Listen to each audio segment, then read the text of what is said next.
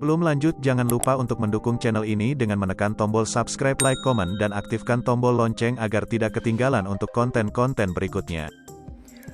Tentu, Spark tidak akan pernah mengakui bahwa yang dia berikan hanyalah kalung palsu yang harganya hanya $2.000. Jika dia mengakuinya, bukankah itu akan menyia-nyiakan usahanya sebelumnya? Tiba-tiba dia berdiri, menunjuk ke arah Cassandra dan berkata, "Aku tidak tahu apa hubungan antara kamu dan Alex, sampai kamu membela dia. Siapa kamu meragukan perhiasan yang kuberikan? Tahukah kamu siapa saya?" Cassandra mencibir dan berkata, "Tentu saja saya tahu siapa Anda. Anda adalah anak manja yang mencoba mengambil properti keluarga Alex. Terus terang, semua yang Anda miliki sekarang adalah milik Lady Dorothy. Anda merampas kekayaannya dan sekarang memberinya sepotong perhiasan palsu untuk mendapatkan tubuhnya.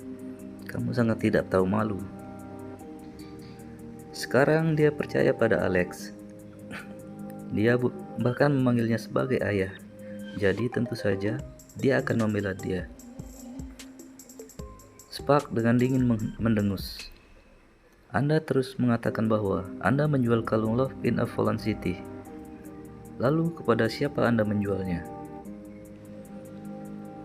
Ketika Cassandra akan memberitahu mereka bahwa itu adalah Alex, dia tiba-tiba teringat peringatannya. Identitasnya tidak dapat diungkapkan. Jadi, dia tutup mulut.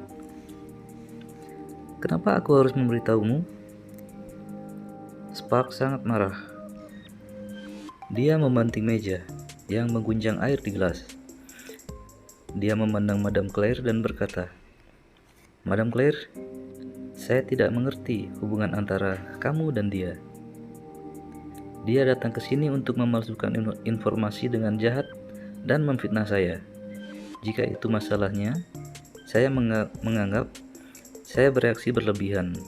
Tetapi, saya tidak bisa melakukan apapun untuk membantu jika Thousand Miles Conglomerate mengejarmu." Cassandra mendengus. "Saya bisa jamin bahwa Thousand Miles Conglomerate tidak akan pernah mengejar keluarga Essex." Sebelum dia melanjutkan, Madame Claire mengambil gelasnya dan memercikkan anggur merah ke wajah Cassandra. Dia marah. "Kamu, apa manfaat Alex sampah yang diberikan untukmu sehingga menghancurkan pernikahan indah Dorothy dan Spark? Keluar dari sini. Jangan berani-berani datang ke keluarga Essex lagi." Kemudian, dia dengan cepat berkata kepada Spark, "Menantu laki-laki tersayang, tenanglah. Dia wanita gila. Dia tidak menjaga sopan santunnya. Dia bahkan tidak tahu apa-apa tentang uang senilai $30 juta perhiasan itu. Perhiasan yang Anda beli pasti adalah yang asli." Cassandra benar-benar basah dan malu. Dia memandang Lady Dorothy dan tiba-tiba tertawa. "Dorothy, kamu akan menyesal menceraikan Alex." Dia menggelengkan kepalanya dan berkata, Lady Dorothy dengan cepat berdiri dan meminta maaf. Tetapi Madame Claire berteriak, "Menyesal? Apakah Anda iri pada Dorothy yang akan segera menjadi wanita muda di Rockefeller Group? Tetapi Anda, belum ada yang menginginkan Anda. Pergilah, aku akan memberi pelajaran jika aku bertemu denganmu lagi." Cassandra tiba-tiba bersimpati pada Alex. Nyonya Claire adalah orang bodoh yang berpikiran hanya harta. Seorang ibu yang rela menjual putrinya, tapi lucunya, dia juga sangat jahat kepada Alex. Nyonya Claire adalah kasus keserakahan yang sudah keterlaluan. Dia tidak bisa diselamatkan. Hell Angels terletak di tanah paling berharga di pusat California. Itu menempati area seluas 1 hektar. Itu adalah clubhouse legendaris terbesar dan terkemuka di California. Biasanya, itu hanya terbuka untuk para eksekutif Thousand Miles Conglomerate. Jika tidak, mereka yang bisa memasuki clubhouse adalah orang-orang penting. Alex naik taksi dan menyuruh sopir untuk pergi ke Hells Angels. Sopir itu memandangnya dengan tidak percaya. Dia ingin bertanya, mengapa dia pergi ke Hells Angels? Namun, karena takut, dia tidak menanyakan apapun. Sepanjang perjalanan, dia tetap terdiam. Dia bahkan mematikan radio. Alex memegang cincin kawin sambil melamun. Dia tidak peduli dengan ekspresi pengemudi. Spark Rockefeller, kamu sangat biadab dan tidak tahu malu. Aku akan membiarkanmu mencicipi ulahmu sendiri. Aku akan menggunakan kekuatan Thousand Miles Conglomerate untuk menekanmu sampai mati. Tapi itu akan terlalu mudah. Ayo bersenang-senang dan lihat trik apa yang bisa kamu mainkan.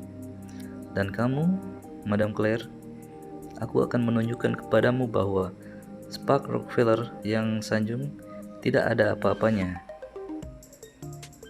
Kalau dipikir-pikir, dia sudah menemukan jawabannya.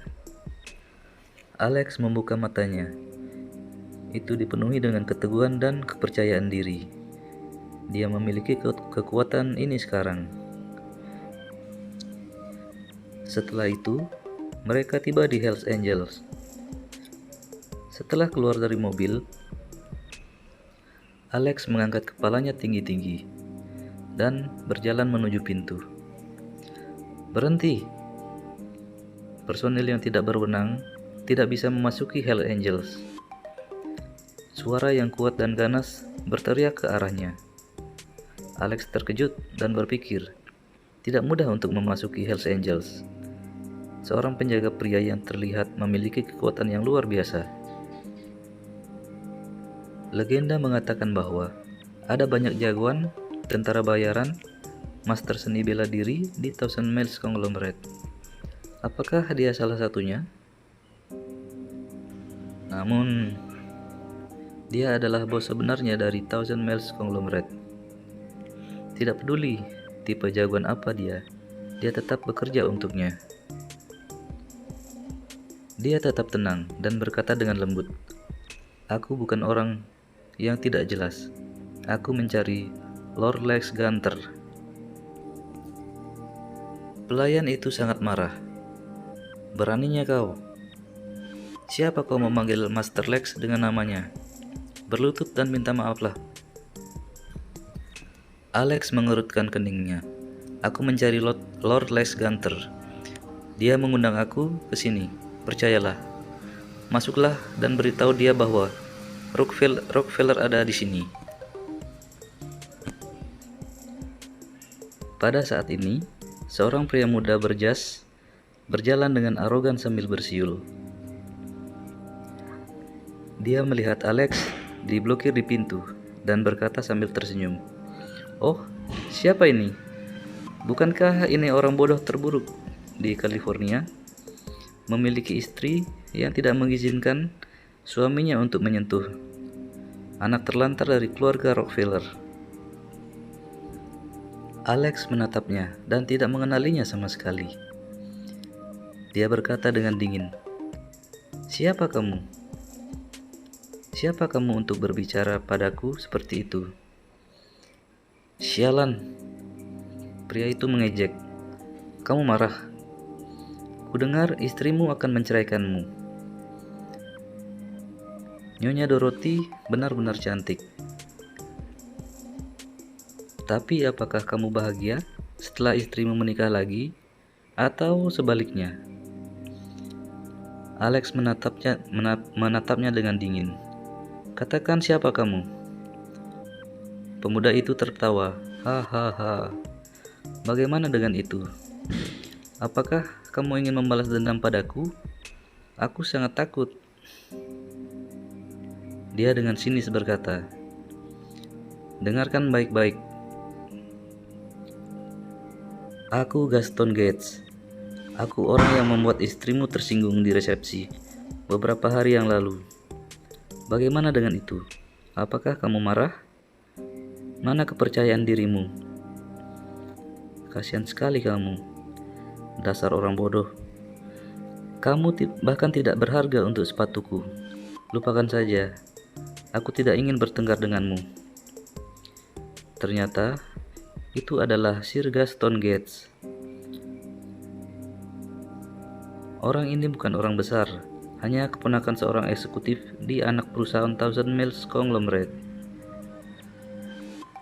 Oleh karena itu, Lord Lex Gunter sama sekali tidak dapat mengenalinya. Butuh waktu lama untuk mencari orang ini.